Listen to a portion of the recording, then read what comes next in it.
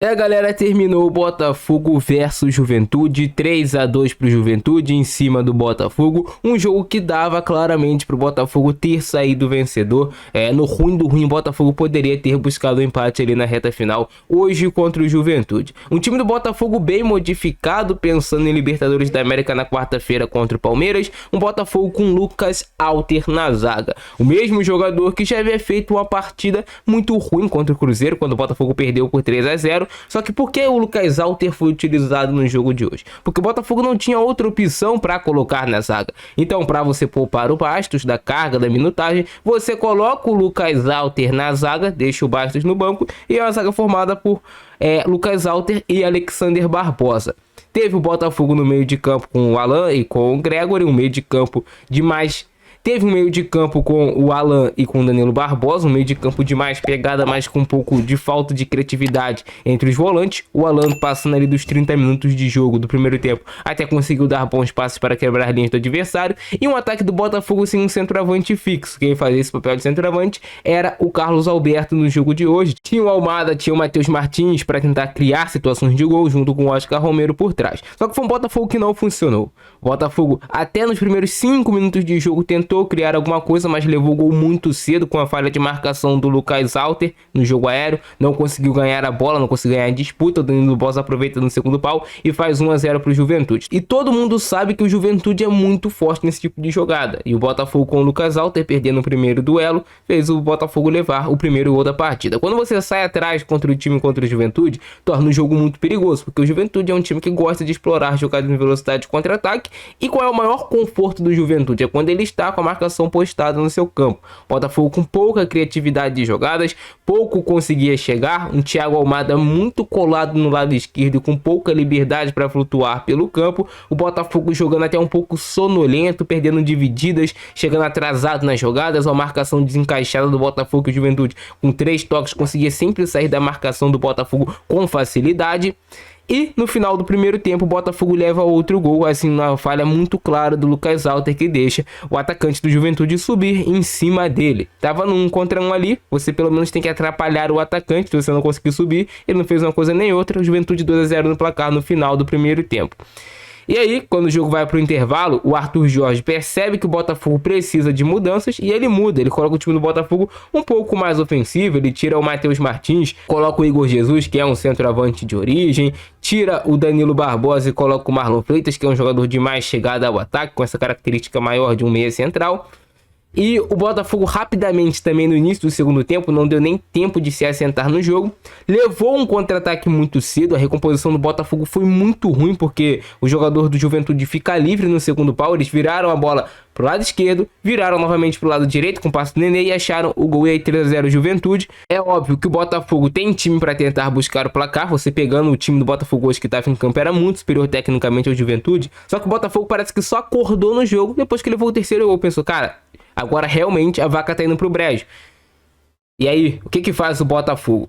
Começa a adiantar a marcação, começa a vencer os duelos, começa a empurrar cada vez mais o Juventude contra o seu campo, forçar o erro do Juventude. O Arthur Jorge tira o Alexander Barbosa, coloca o Fernando Marçal, que entrou bem no jogo, o Marçal ajudando na criação de jogadas, adiantando as linhas do Botafogo. E o Botafogo vai criando chances de gol, faz o seu primeiro gol na jogada de cruzamento pro Cuiabano, que teve muita liberdade para subir, porque ele tirou o Thiago Almada do lado esquerdo, trouxe o Almada por dentro, entregou o corredor para o Cuiabano e deixou o Marçal como um assistente de lateral. E aí o Botafogo começou a ser forte novamente. O Almada circulando pelo campo, trocando passes, fazendo as jogadas acontecerem, que é a posição que ele mais se sente confortável para jogar como meia central. Ele pode até sair do lado esquerdo, mas ele não pode ficar preso ao lado esquerdo. Ele tem que ter liberdade para jogar e flutuar pelo campo. E aí o Botafogo cresce. O Almada cresce, o Botafogo cresce como um todo, faz o primeiro gol, faz o segundo, um gol bonito até do Fernando Marçal, que entrou bem no jogo, conseguiu bater a bola no cantinho. O Botafogo teve chances para empatar o jogo, o Carlos Alberto perdeu um gol ali de cara que você não pode perder, teve outras oportunidades também que o Botafogo poderia ter dado o último passe melhor, poderia ter concluído melhor a jogada, mas o Botafogo no final do jogo, a partir ali dos 20 minutos do segundo tempo, começou a amassar o time do Juventude. Juventude não conseguia passar do meio de campo, não conseguia mais ter contra-ataque, e a pergunta que fica pro torcedor do Botafogo agora nesse momento é: por que não jogou assim assim desde o início do jogo. Não é mais fácil, em vez de você se poupar, talvez fisicamente, de algum desgaste, algo do tipo, você fazer o placar e depois manter, do que você esperar o adversário fazer 3-0 para você começar de fato a correr no jogo, a ter mais empenho na marcação, a encaixar melhor a marcação, a ir mais para o campo de ataque, a ter mais coragem, sendo que você já é o time melhor tecnicamente. Porque hoje o Botafogo deixa de conquistar pontos importantes. O Juventude é forte dentro dessa casa, a gente sabe disso, mas o Botafogo tinha time hoje para ganhar do Juventude e ficou a prova no final, né? Que o Botafogo quase conseguiu um empate, que estava perdendo de 3-0. Não conseguiu empate pela incompetência de alguns jogadores que não conseguiram fazer o gol em lances capitais, lances decisivos, alguns jogadores que são mais abaixo tecnicamente do elenco do Botafogo. Mas poderia ter buscado pelo menos o empate no jogo de hoje. E aí, claro, também vem todo o questionamento por parte da arbitragem. Tivemos alguns lances polêmicos novamente. O lance lá no primeiro tempo de um suposto empurrão no jogador do Botafogo dentro da área, a gente vai ver. O lance depois do Danilo Boza, que na minha opinião, aquele lance ali, ele vê que ele perde a bola, perde o equilíbrio e ele utiliza a mão fingindo que é um braço de apoio quando ele cai no chão para pegar a bola e não deixar o Botafogo concluir a jogada dentro da área. A minha interpretação é, claro, é difícil ali pro árbitro na hora, até porque nem foi chamado no VAR para ver e na hora no campo você tem dificuldade. Mas é um lance questionável também de pênalti. Será que ele não teve a intenção e fingiu o famoso braço de apoio? É o que a gente tem que ver. Mas a postura do Botafogo até o terceiro gol do Juventude foi algo assim muito ruim, sabe? O time não conseguiu fazer nada de útil. Vamos ver como é que foi Botafogo, Juventude. Botafogo já começa dando espaços para o Juventude. Em momento algum, o Botafogo conseguiu encaixar a marcação, cortar a linha de passe do Juventude.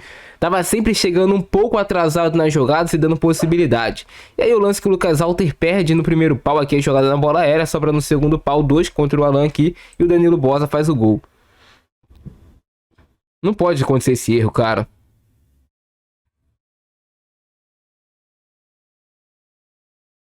Essa bola ali você não pode perder, cara.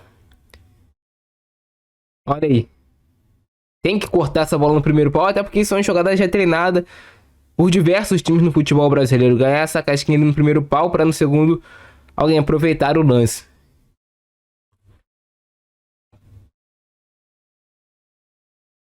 Jogada aí que o Cuiabano travou, que o Alan travou na verdade. O Matheus Ponte, eu não achei que ele fez um jogo ruim hoje. Achei que ele teve bons momentos na partida. Poderia ter aproveitado melhor alguns lances na fase ofensiva, porque ele estava com muita liberdade para subir. Mas não foi um jogo de todo ruim dele. Só que vocês veem, toda hora alguém do Juventude invadindo a área em velocidade, alguém do Juventude rompendo a linha do Botafogo. Lances de contra-ataque onde o Botafogo tinha uma recomposição lenta hoje, não conseguia parar o time do Juventude em vários momentos. Olha esse lance aí do Eric, né, cara, que é um jogador com todo respeito, com muitas limitações técnicas. Ele passou o Danilo Barbosa e passou do Matheus Ponte com muita facilidade para fazer essa jogada e finalizar pro gol. Então é isso que eu falo, o Botafogo começou desatento hoje, moroso no jogo, e o Juventude foi melhor no primeiro tempo. Vocês não viram aí uma jogada de perigo ainda do Botafogo, só do Juventude. Esse lance aí que o árbitro dá falta do Nenê. O Romero, mais uma vez, não conseguiu ser produtivo no jogo de hoje. Fez alguns bons passes, mas muito pouco. Essa foi a primeira chance do Botafogo com o Matheus Martins. Ele força o erro do time do Juventude. Quando o Botafogo conseguia minimamente encaixar a marcação, o time do Juventude se complicava lá atrás. Ele força o erro e consegue a finalização, mas foi travado. Esse lance aí, a bola até pega na mão do jogador do Juventude, do Jadson, mas estava colada no corpo. Aí o Carlos Alberto tinha que ter feito gol, né, cara? Porra, esse lance aqui ele até domina bem, limpa bem a marcação, mas ele chutou no único local onde não podia chutar, que era onde estava o goleiro, né? Essa bola ia no cantinho forte e fazer o gol. E aí o lance do segundo gol do Juventude é sacanagem, né, cara? Essa marcação do Lucas Alter. Primeira liberdade pro cruzamento. E aí o Lucas Alter no mano a mano com o jogador do Juventude. Dá essa liberdade pro cara subir. Pô, se fosse um lateral direito mais baixinho contra o centroavante grande, a gente até porra entende. Mas aí quando é um zagueiro de boa estatura, boa força física, que deixa isso acontecer, não dá. Fica claro que o Lucas Alter em alguns momentos compromete a defesa do Botafogo. Hoje a defesa não foi bem como um todo, mas o destaque realmente negativo foi o Walter. O jogo vai pro segundo tempo, rapidamente o Juventude faz o terceiro gol, 3-0, aí complica demais, né? Mas só aí que o Botafogo foi acordar. Só aí que o Botafogo foi acordar no jogo. Precisou levar o terceiro gol pra ver, cara, precisamos correr, porque a vaca tá indo pro brejo.